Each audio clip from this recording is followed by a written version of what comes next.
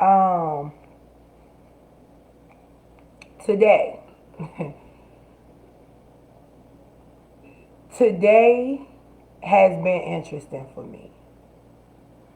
And right now, I'm not coming to you as I would on the nights when I have It's Consulting Time or All Things Authentic, because those are more professional. Those are more professional settings. And I just talked to my best friend, and she told me to take a minute to get myself together, but I'm not going to get myself together right now because there are some people that I love dearly that don't understand what's going on. So, what I'm going to try to do, without speaking with too much emotion, I'm going to try to explain to you what's going on. Earlier, someone commented that the cop has been arrested. What more do they want? Now, first and foremost,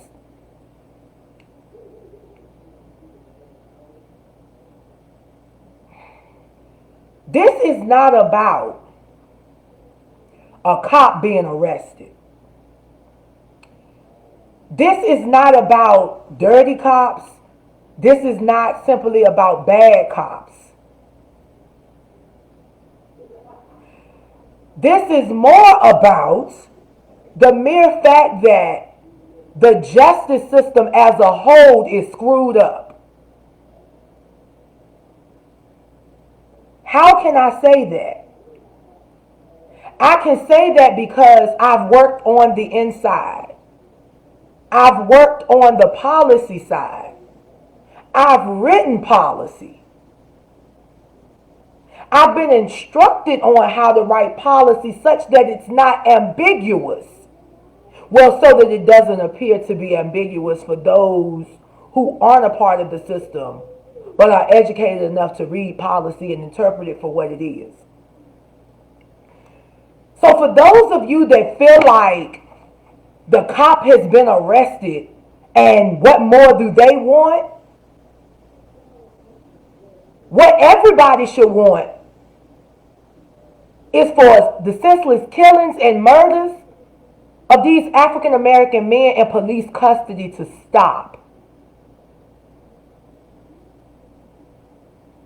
Now, right now, before I even talk about my mother, I'm going to explain to you what the issue is. The issue is simply this. You cannot expect black people to be able to fix something that they did not create.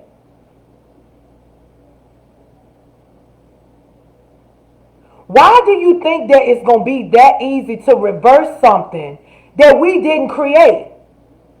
Number one, we didn't ask to be born with this color skin.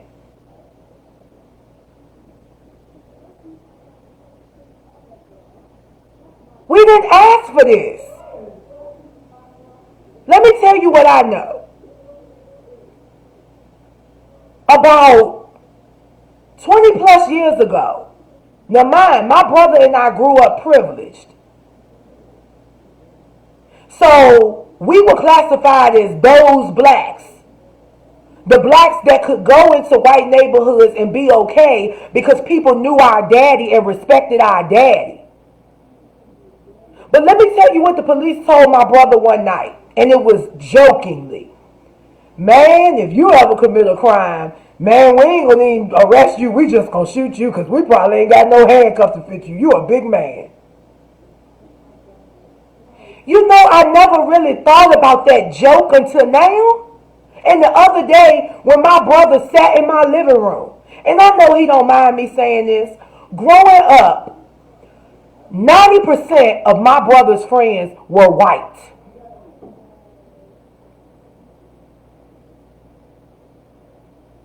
Do you know that I had to sit and watch my brother?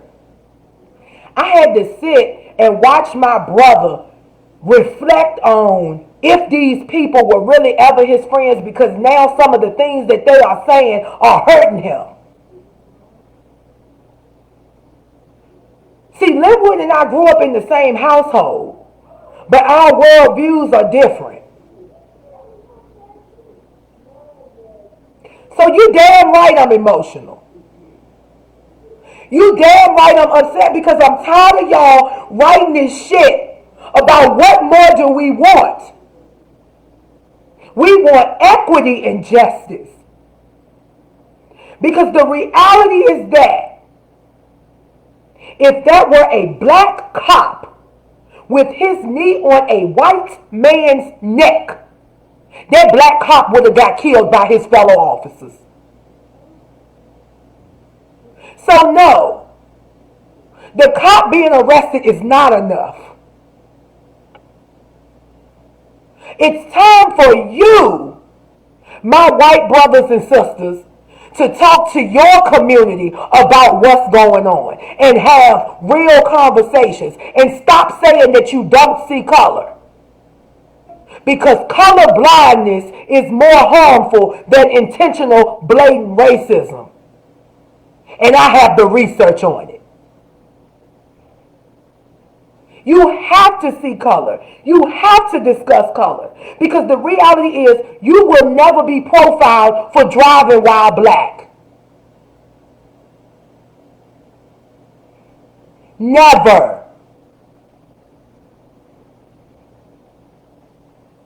When I was in undergrad, I had a burgundy Camry with blacked out windows. I got pulled over on the boulevard in Colonial Heights. When the police officer got to my car and saw I was a female, he let me go. I ain't had no tail light out, none of that. But I wasn't who he was looking for. But because of the type of vehicle I had and my tinted windows were blacked out, I was a particular type of person that he was probably looking for. How do I know this? Because I interned in the Commonwealth Attorney's office as an undergraduate student at Virginia State University. So nobody can check me on the American justice system. Not only have I studied this system, I have worked in this system. I have drafted policies in this system.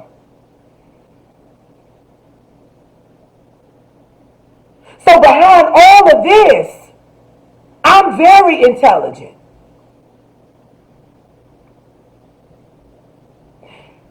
I understand, though, that I cannot expect people to come into my community that have never lived this life. See, 9 times out of 10, I won't be profiled.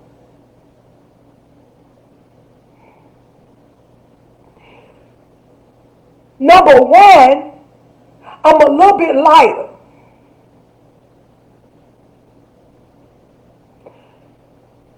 But every day, my brother get out there on that highway to make sure that all of y'all are getting the goods that y'all need, because he a tractor trailer driver. I worry about him because he got to go into these small towns where I know that he's a big black man, and because he's a big black man, he's already a threat. So this is not about a cop getting arrested. This is about the fact that I have a 3-year-old nephew that is intelligent, that's husky. He's 3 and he's the size of an 8-year-old. But he's intelligent and he's inquisitive and he's going to ask questions. And he watches the news, y'all. Yeah. My nephew is 3 years old and his mother and father allows him to watch the news. And he prefers to watch the news and he asks questions. When he sees police cars go by, he smiles. That's a police car. But I also know that he's a husky African American child that's going to grow up to be a husky African American adult who, unless all of us figure out how this thing is going to work, he could be one of those people out there on the street. Because the reality is that now we see that with George Floyd, no matter how much you respect authority, if you come up against somebody with hatred in their heart towards you, you already dead. You are already dead.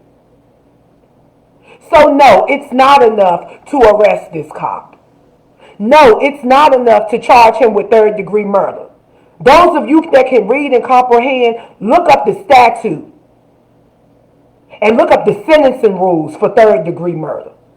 Because see, what y'all don't understand is, see, this is the problem I have with a whole lot of you that try to comment on this process. You don't know the process. Number one, the grand jury is the one who indicts. The information is taken to the grand jury, and the grand jury decides if they have enough information for this indictment. When it's time for sentencing, the jury is given a couple of different levels of charges. And they have to make sure that the evidence fits within those guidelines. Third-degree murder is a slap on the wrist for blatant murder. Now, let me make sure I educate everybody. For those of you that are calling for first-degree murder, it's not going to work. Because in order for it to be first degree, it really had to be premeditated. Now, hate crime, we might could go with the hate crime statute. But first degree, I'm going to tell you right now, for me, for somebody that has studied the law, it's not going to fly. Because you got to have that premeditation in there. And although he may have been thinking, I'm going to go and kill me a black man today, it's still, you can't justify premeditation for this situation. But I come back to the comments, that were just made. Then one of my sisters said, I'm sorry the American justice system failed you. It didn't fail me. It failed my mother. It failed my aunts. It failed my mother's best friends who were jailed because my mama took off running when they started spraying them down the alley in between the courthouse.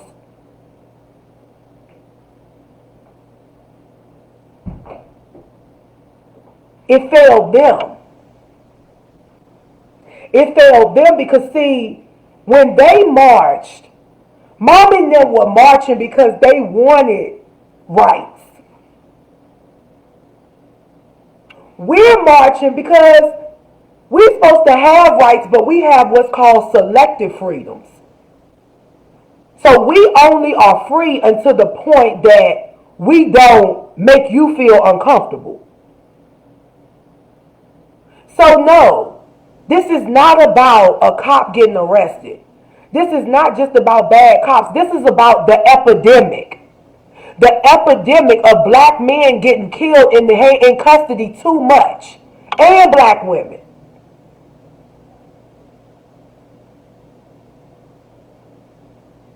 If the narrative were different, this thing would have been a whole lot different.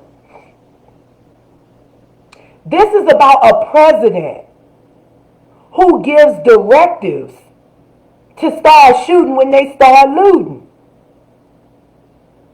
What? What other president did this? None of them.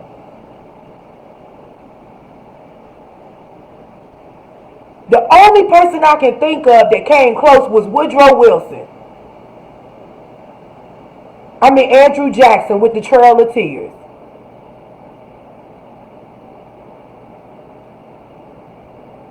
So dismiss me with the justice system failed us. Dismiss me with the cop got arrested. Is it enough? No, it will not be enough until my brothers can drive their cars and not be profiled. It will not be enough until black men can stop having panic attacks at the sight of police officers. It would not be enough until conscious conversations are had within the white community about racism, blatantly and openly. And not none of this, I don't see color, I love all people. You might love all people, but you also see color too. Because it's surface. And you don't know people's character before you see their surface.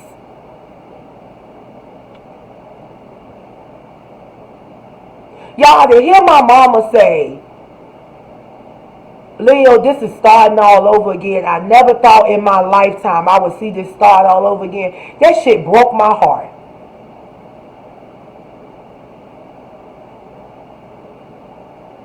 That shit broke my heart.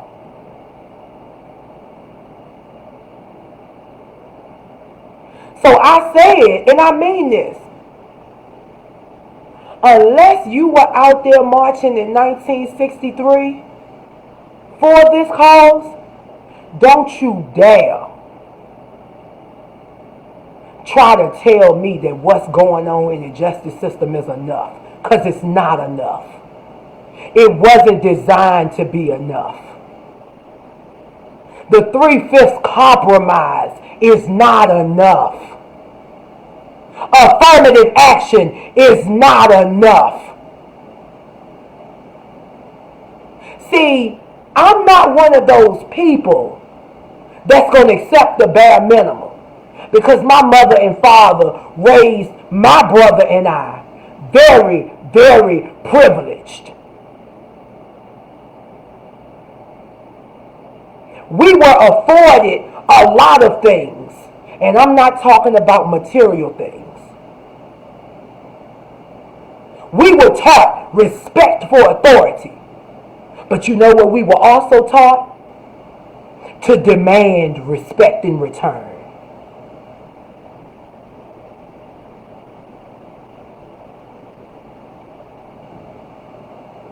You can never understand this struggle.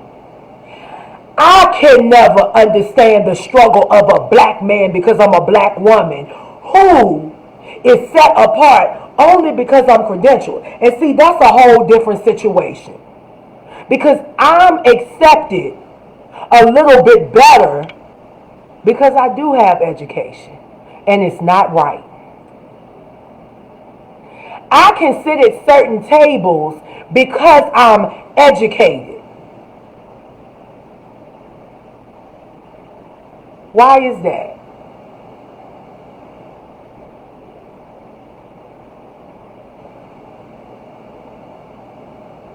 You don't understand.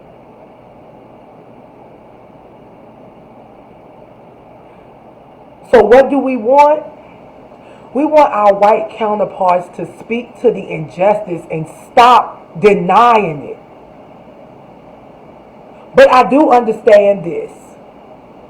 I do understand that a lot of you cannot speak to the injustice because you don't want to be persecuted and ostracized in your own community. Because I've seen it happen.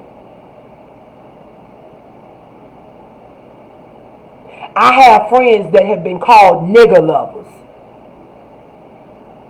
because they spoke to injustice when we were young.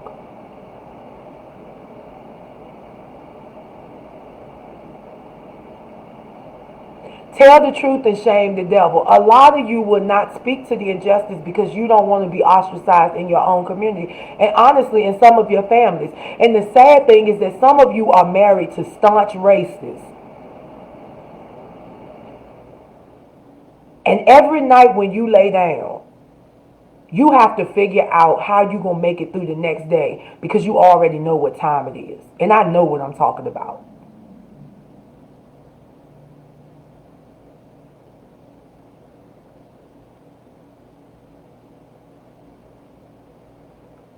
Y'all need to cut it out.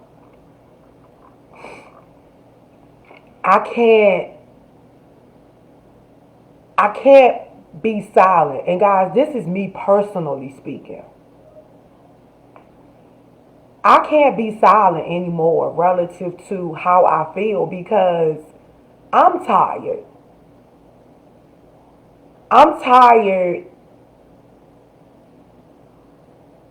of being asked, am I okay, when we have conversations in a professional setting that discuss social determinants of health? Why am I asked, am I okay? Because I'm a black woman. And a lot of the things that we discuss relative to social determinants of health only impact African Americans, or it impacts African Americans at disproportionate rates.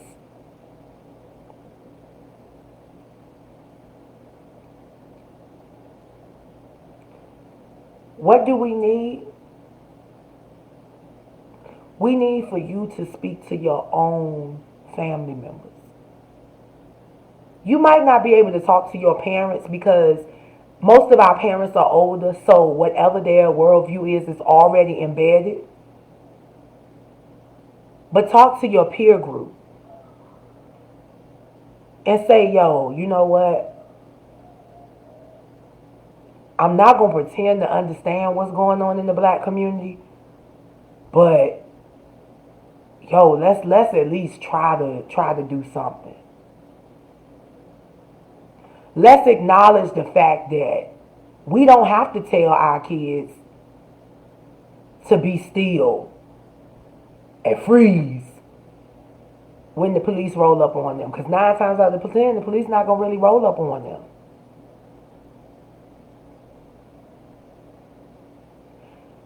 Y'all know why it's so easy for these individuals to get away with this stuff? Because black people know that the minute they would have tried to jump in and save George Floyd, all of them would have got sprayed. And it would have been a mass killing.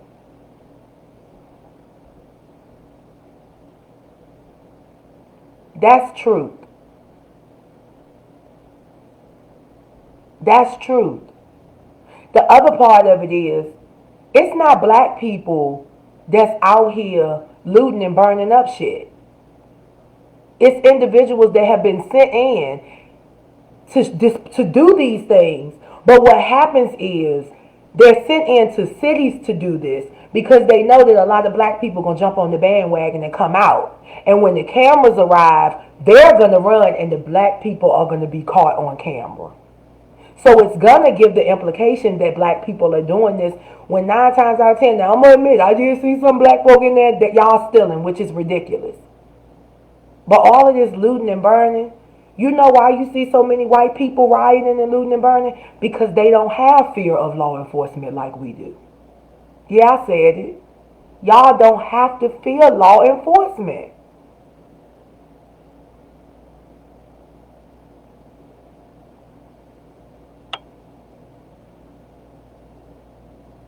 So dismiss me with the cop was arrested, that's enough.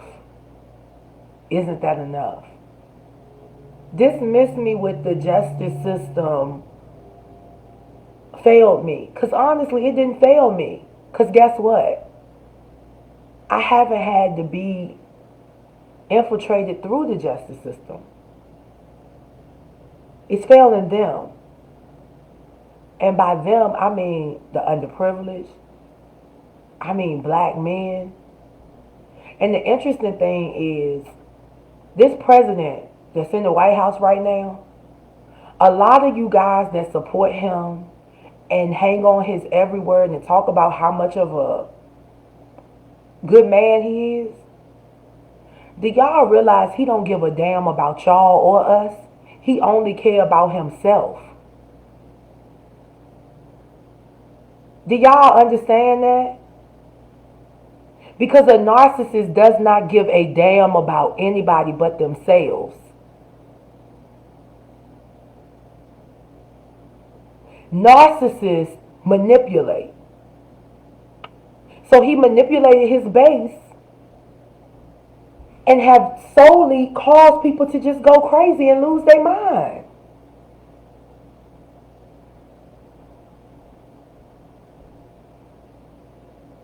That's what's sad. So what I ask is, be an independent thinker. Stop sugarcoating it and just say what it is. The officer was wrong. And the way he looked up with his knee on that man's neck, I want y'all to go back and just stare into his eyes. If y'all don't get cold chills, there's something wrong with you. Because the way he was looking at that camera was like this. I wish a nigga would.